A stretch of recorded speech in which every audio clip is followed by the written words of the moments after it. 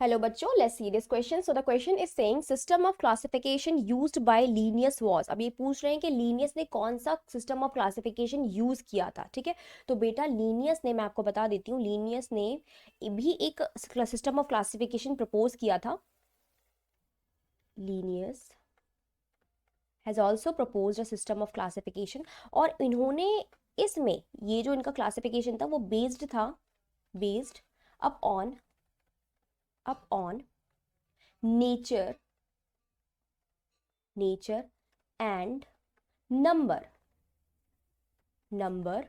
of stamens and carpels.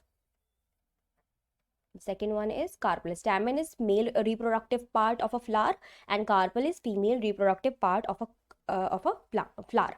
ठीक है, तो इस पे बेस था. अब बेटा इसको लीनियस के जो क्लासिफिकेशन थे इसको कहा जाता था, इसको कहते हैं, इसको अदर नाम से भी जाना जाता है, which is sexual system of classification. Sexual system of classification. And this sexual system of classification belongs to, ये belong करता है बेटा artificial system of classification को. artificial system of classification.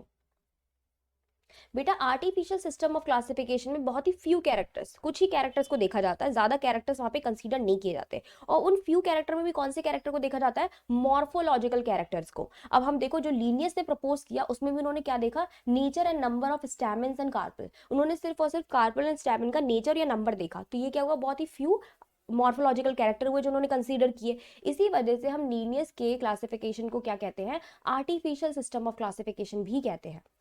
So it is B, artificial system. Natural system नहीं है. Natural system में broad, मतलब काफ़ी ज़्यादा रेंज में क्या कहते हैं, कैरेक्टर्स देखे जाते हैं. फाइलोजेनेटिक में इवोल्यूशनरी रिलेशनशिप को स्टडी किया जाता है.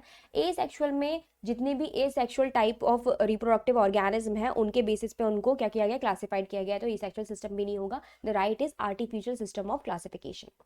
आई होप आपको समझ में आया होगा. Best of luck.